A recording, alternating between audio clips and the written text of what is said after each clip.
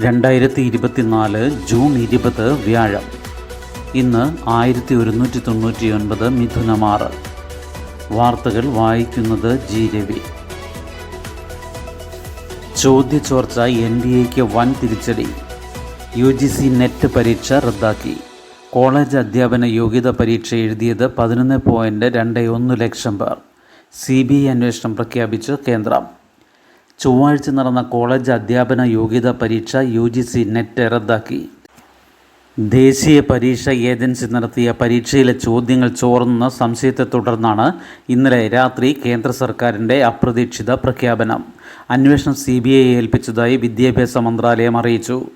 രാജ്യത്തെ 1205 കേന്ദ്രങ്ങളിൽ നടന്ന പരീക്ഷ 11.21 ലക്ഷം പേരാണ് എഴുതിയത്. നെറ്റ് യോഗ്യത ഇത്തവണ മുതൽ PhD പ്രവേശനത്തിനും പരിഗണിക്കുമെന്നതിനാൽ പരീക്ഷയ്ക്ക് പ്രാധാന്യമേറിയിരുന്നു. 2018 മുതൽ ഓൺലൈനായിരുന്ന പരീക്ഷ ഇക്കുറി വീണ്ടും ഓഫ്ലൈൻ രീതിയിലേക്ക് മാറ്റിയിരുന്നു. കേന്ദ്ര ആഭ്യന്തര മന്ത്രാലയത്തിലെ ഇന്ത്യൻ സൈബർ ക്രൈം കോർഡിനേഷൻ സെൻറ്ററിന് കീഴിലെ national cyber crime threats analytics യൂണിറ്റാണ് പരീക്ഷയിൽ ക്രമക്കേട് നടന്നെന്ന സൂചനകൾ കൈമാറിയത്. ഇവ വിലയിരുത്തി പരീക്ഷ റദ്ദാക്കാൻ കേന്ദ്രം തീരുമാനിക്കുകയായിരുന്നു. പുനഃപരീക്ഷ സംബന്ധിച്ച വിവരങ്ങൾ പിന്നീട് അറിയിക്കും. നീറ്റ് UG പരീക്ഷയിലെ വിവാദങ്ങളെ തുടർന്ന് പ്രതിരോധത്തിലായ NDAയുടെ വിശ്വാസ്യത കൂടുതൽ ചോദ്യം ചെയ്യപ്പെടാൻ UGC നെറ്റ് റദ്ദാക്കൽ കാരണമാകും. നീറ്റ് ക്രമക്കേട് സംബന്ധിച്ച അന്വേഷണം നടത്തുന്ന ബീഹാർ പോലീസിലെ ഇക്കണോമിക് ഒഫൻസ് യൂണിറ്റിനോട് വിശദ റിപ്പോർട്ട് ചോദിച്ചിട്ടുണ്ടെന്നും ഇതനുസരിച്ച് തുടർ നടപടിയുണ്ടാകുമെന്നും വിദ്യാഭ്യാസ മന്ത്രാലയം അറിയിച്ചു.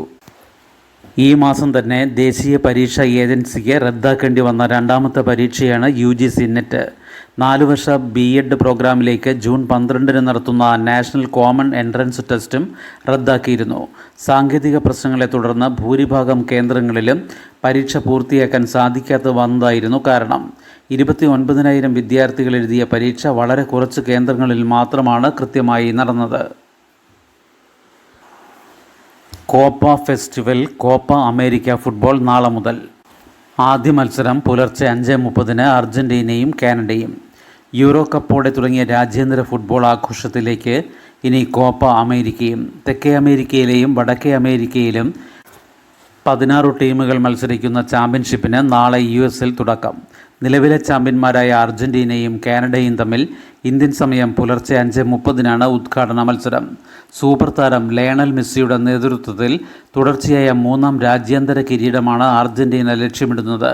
2021 കോപ്പ അമേരിക്ക ജേതാക്കളായ അർജൻറ്റീന അടുത്ത വർഷം ലോകകപ്പും സ്വന്തമാക്കി. വാക്സിൻ ജാഗ്രതയ്ക്ക് മാർഗരേഖ വരുന്നു. മുലപ്പാൽ സ്വീകരിച്ചതിന് പിന്നാലെ നവജാത ശിശുക്കളിൽ അസ്വാഭാവിക പാർശ്വ വിപരീത ഫലങ്ങൾ കണ്ടാൽ അക്കാര്യം റിപ്പോർട്ട് ചെയ്യുന്നതടക്കം നിർദ്ദേശങ്ങളുമായി വാക്സിൻ ജാഗ്രതയ്ക്ക് മാർഗരേഖ വരുന്നു. അമ്മ സ്വീകരിച്ച വാക്സിൻ്റേതെന്ന് കരുതാവുന്ന വിപരീത ഫലമാണോ കാരണമെന്ന് പരിശോധിക്കാൻ ഉദ്ദേശിച്ചിട്ടുള്ളതാണ് സെൻട്രൽ ഡ്രഗ്സ് സ്റ്റാൻഡേർഡ് കൺട്രോൾ ഓർഗനൈസേഷൻ്റെ മാർഗരേഖ. വിജ്ഞാപനത്തിനുള്ള നടപടി അന്തിമഘട്ടത്തിലാണ്. പരീക്ഷണ വാക്സിനുകൾ ഗർഭിണികൾക്ക് നൽകുമ്പോൾ വിപരീത ഫലം പ്രകടമാക്കുന്നില്ലെങ്കിലും അവയുടെ സ്വാധീനം രേഖപ്പെടുത്തേണ്ടതുണ്ടെന്നും പരമാവധി വിവരങ്ങൾ ചേർത്തിരിക്കണമെന്നും നിർദ്ദേശമുണ്ട്. ഗുരുതര സ്വഭാവമുള്ള എല്ലാ പാർശ്വഫലവും 15 ദിവസത്തിനകം ലൈസൻസിംഗ് അതോറിറ്റിക്ക് റിപ്പോർട്ട് ചെയ്യണം. സംസ്ഥാന മരുന്ന് നിയന്ത്രണ വകുപ്പ് ചുമതലപ്പെടുത്തുന്ന ഡ്രഗ് ഇൻസ്പെക്ടർമാരാണ് സംശയത്തിലുള്ള വാക്സിൻ സാമ്പിൾ ശേഖരിച്ച് കസൗളിയിലെ സെൻട്രൽ ഡ്രഗ്സ് ലബോറട്ടറിയിൽ അയച്ച് പരിശോധന നടത്തേണ്ടത്. റഷ്യ ഉത്തര കൊറിയ പ്രതിരോധ കരാർ ഒപ്പുവെച്ച് പുടിൻ കിം. ആക്രമിക്കപ്പെട്ടാൽ പരസ്പരം സഹായിക്കും ആശങ്കയോടെ ലോകം. ഉത്തര കൊറിയയും റഷ്യയും തന്ത്രപ്രധാനമായ സമഗ്ര സഖ്യത്തിൽ ഒപ്പുവെച്ചു. 24 വർഷത്തിന് ശേഷം ഉത്തര കൊറിയ സന്ദർശിക്കുന്ന റഷ്യൻ പ്രസിഡന്റ് വ്ളാഡിമിർ പുടിനും ഉത്തര കൊറിയൻ നേതാവ് കിം ജോങ് ഉന്നും ഒപ്പുവെച്ച പ്രതിരോധ കരാറിൽ ആക്രമിക്കപ്പെട്ടാൽ പരസ്പരം നിരുപാധികം സൈനികമായി പിന്തുണയ്ക്കുമെന്നും പറയുന്നുണ്ട്. ശീതയുദ്ധകാലത്തിന് ശേഷം ലോകത്തിനാകെ അപകടകരമായ സഖ്യമായി ഇതിനെ കാണുന്നവരുണ്ട്. ഒരു റഷ്യൻ നിർമ്മിത ഓറസ് ലിമോസിൻ കാർ കിമ്മിന് സമ്മാനമായി നൽകിയ പുടിൻ അദ്ദേഹത്തെ അതിലിരുത്തി പോങ്യാങ് തെരുവിലൂടെ ഡ്രൈവ് ചെയ്തു. ഉക്രൈൻ അധിനിവേശത്തെ തുടർന്ന് റഷ്യയും ആണവ മിസൈൽ പരീക്ഷണങ്ങളുടെ പേരിൽ ഉത്തര കൊറിയയും പാശ്ചാത്യ രാജ്യങ്ങളുടെ കടുത്ത സമ്മർദ്ദം നേരിടുന്ന സാഹചര്യത്തിലാണ് ഇരുകൂട്ടരുടെയും സഖ്യം. സുരക്ഷ, വ്യാപാരം, നിക്ഷേപം, സാംസ്കാരിക മാനുഷിക ബന്ധം തുടങ്ങി എല്ലാ മേഖലകളിലും പരസ്പരം സഹായം ഉറപ്പുവരുത്തുന്ന സഖ്യമാണ് ഇത്. 1991 സോവിയറ്റ് യൂണിയൻ തകർന്നതിനു ശേഷം ഇതാദ്യമാണ് ഇരു രാജ്യങ്ങളും തമ്മിൽ ഇത്തരമൊരു സഹകരണം. ആയുധങ്ങളും നിർമ്മാണ സാങ്കേതിക വിദ്യയും പരസ്പരം കൈമാറാനും ധാരണയുണ്ട്. വ്യാജമദ്യം കള്ളക്കുറിച്ചിയിൽ ദുരന്തം. തമിഴ്നാട്ടിൽ 16 മരണം. ദുരന്തത്തിനിരയായത് വില കുറഞ്ഞ മദ്യം വാങ്ങിക്കഴിച്ചവർ. തമിഴ്നാട്ടിലെ കള്ളക്കുറിച്ചി ജില്ലയിൽ കരുണാപുരത്തുണ്ടായ വ്യാജമദ്യ ദുരന്തത്തിൽ 16 പേർ മരിച്ചു. 65 പേർ ചികിത്സയിലാണ്. പലരുടെയും നില അതീവ ഗുരുതരമാണ്. സംഭവത്തിൽ വ്യാജമദ്യം വിറ്റയാൾ ഉൾപ്പെടെ 2 പേർ അറസ്റ്റിലായി. പിടിച്ചെടുത്ത മദ്യത്തിൻ്റെ സാമ്പിളിൽ മെഥനോളിൻ്റെ അംശം കണ്ടെത്തിയിട്ടുമുണ്ട്. പിന്നാലെ ക്രൈംബ്രാഞ്ച് അന്വേഷണത്തിന് സർക്കാർ ഉത്തരവിട്ടു. ചൊവ്വാഴ്ച രാത്രി മദ്യപിച്ച് വീട്ടിലെത്തിയ ചിലർക്ക് തലകറക്കം, തലവേദന, ഛർദി, വയറുവേദന തുടങ്ങിയ പ്രശ്നങ്ങൾ അനുഭവപ്പെടുകയും 4 പേർ മരിക്കുകയും ചെയ്തതോടെയാണ് വ്യാജമദ്യ ദുരന്ത സൂചനകൾ ലഭിച്ചത്. പിന്നാലെ പുതുച്ചേരി ജിപ്മറിലും കള്ളക്കുറിച്ചി, സേലം, വില്ലുപുരം മെഡിക്കൽ കോളേജുകളിലുമായി സമാന അസ്വാസ്ഥ്യങ്ങളോടെ ഒട്ടേറെ പേരെ പ്രവേശിപ്പിച്ചു. ഇന്നലെ രാത്രിയോടെ 12 പേർ കൂടി മരിച്ചു. അതേസമയം ആശുപത്രിയിലുള്ളവരുടെ രക്തസാമ്പിൾ പരിശോധിച്ച ശേഷമേ മരണകാരണം സ്ഥിരീകരിക്കാനാകൂ എന്ന് അധികൃതർ പറഞ്ഞു. ലെബനനുമായും യുദ്ധത്തിന് തയ്യാറെന്ന് ഇസ്രായേൽ. റഫയിൽ ഇന്നലത്തെ ആക്രമണത്തിൽ കൊല്ലപ്പെട്ടത് 8 പേർ. ഇസ്രായേലിലെ തുറമുഖ നഗരമായ റഫയുടെ ഡ്രോൺ ദൃശ്യങ്ങൾ ഹിസ്ബുല്ല പുറത്തുവിട്ടതിന് പിന്നാലെ ലെബനനുമായും യുദ്ധത്തിന് തയ്യാറെന്ന് ഇസ്രായേൽ വിദേശകാര്യമന്ത്രി പ്രഖ്യാപിച്ചു. പകൽ സമയത്ത് ചിത്രീകരിച്ച ഹൈഫയിലെ ദൃശ്യങ്ങളിൽ നഗരത്തിലെ ജനവാസ മേഖലകളും സൈനിക കേന്ദ്രങ്ങളുമാണുള്ളത്. സമൂഹമാധ്യമമായ എക്സിൽ ഇതിന് നൽകിയ മറുപടിയിലാണ് വിദേശകാര്യമന്ത്രി യുദ്ധത്തിന് അനുമതി ലഭിച്ചെന്നും ഹിസ്ബുല്ലയെ തകർക്കുമെന്നും പ്രഖ്യാപിച്ചത്. റഫയുടെ പടിഞ്ഞാറൻ മേഖലയിൽ ബുധനാഴ്ച രാത്രിയിൽ ഇസ്രായേൽ ടാങ്കുകളും വിമാനങ്ങളും നടത്തിയ ആക്രമണത്തിൽ 8 പേർ കൊല്ലപ്പെട്ടു.